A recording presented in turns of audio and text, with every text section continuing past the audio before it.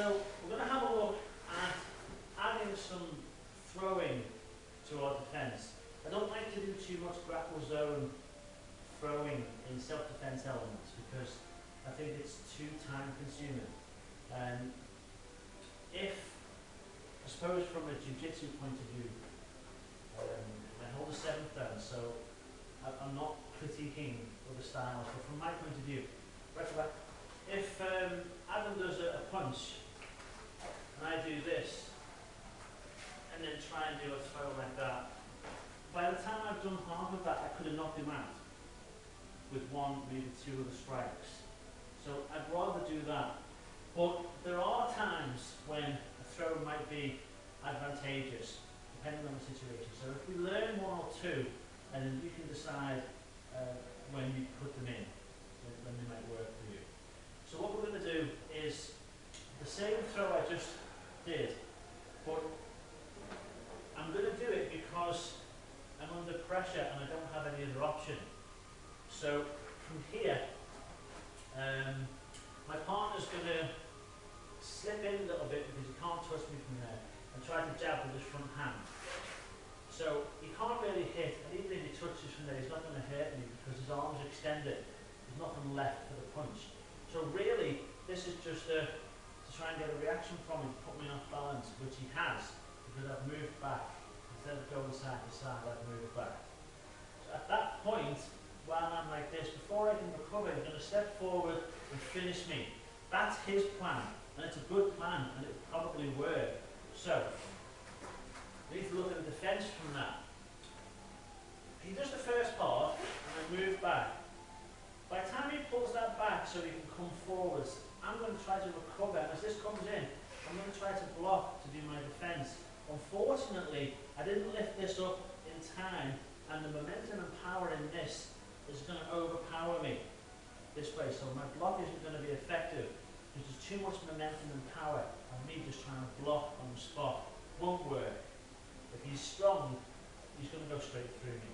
So, if that's the situation, a throw might work where if he does the first one, as he comes in here, instead of trying to meet force with force, I let this come in, and as it pushes me back, I step back, and then I bring this hand up, just in case anything else is coming in. This is very fast, this would happen, but I bring this up anyway. So we're here, where this would go straight through.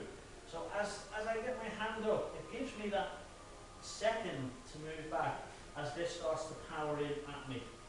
It's not going to go out here because he's aiming for here, so I've got this space. So as he pushes and I come back, this foot that comes back is simply going to step back and then I'm going to pivot. Don't try and do any kind of fancy throw, just pivot. And as I do, and he's coming onto me, I'm already in that throw position. But I haven't put myself there. I've just let him come onto me and I've done the throw.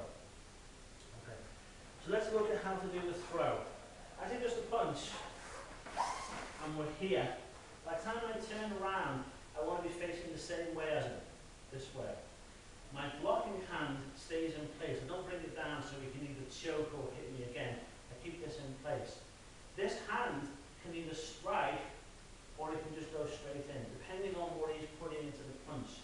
But ideally, if I can get a strike, I get this lean, which brings his centre of gravity down and makes the throw easier for me. But you can try that yourself. Have a few goes and see what works. Remember that I'm going to put my partner here. So when you're doing the technique, wherever you're stood, make sure that you start far enough over so you've got all that room. Don't do it in the middle and then you're throwing them towards the end. So just step off centre a bit and then you should have enough room. So nice and easily, the first one comes in and you avoid, but you come back. He starts to come through, I block, it's too strong for me, so I go back and I bring this other hand up. This one's still in place, in case if I need to. Once I'm in this position, remember, I don't want to stop him. If I stop him now, then he's going to grab me and he's going to take the fight elsewhere. I need to do this while he's still coming at me from using his momentum. So as he's coming on, I take him around like this way. Once he's on the ground, You don't want a gap to create. So if that happens, you want to practice putting him so he's still next to you here. Now you might want to do something with this arm, or you might want to just keep it out the way. But if he hasn't got winded, this is still going to be strong. So we need to stun him with something. Now if he punches up towards me, if he wants to hit me, he can't. But I can reach, which is good. But I'm not even going to do that, because if I lean, all he has to do is grab this and he can pull me, because my centre of gravity is off. I want to stay back out of the way.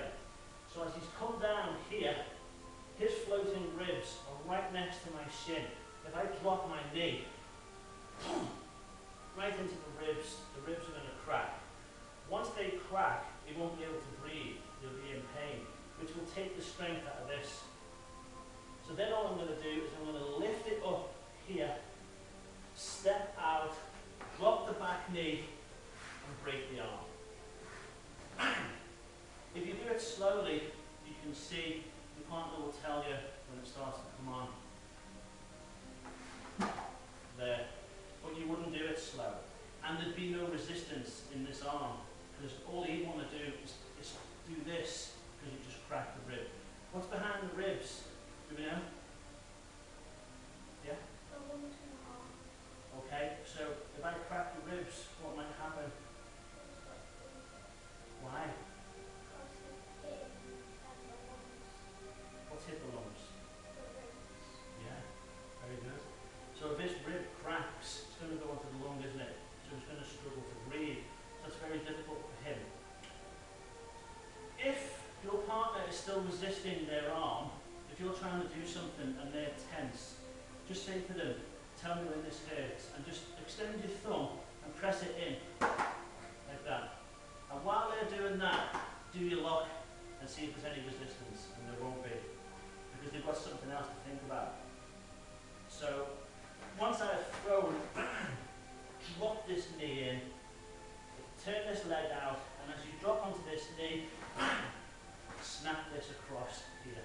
If you do it and the elbow is off, there's nothing to break. So you've got to make sure as you start to go down, you pull. So by the time I drop, the elbow is on the arm. Bang. That's for you, 4.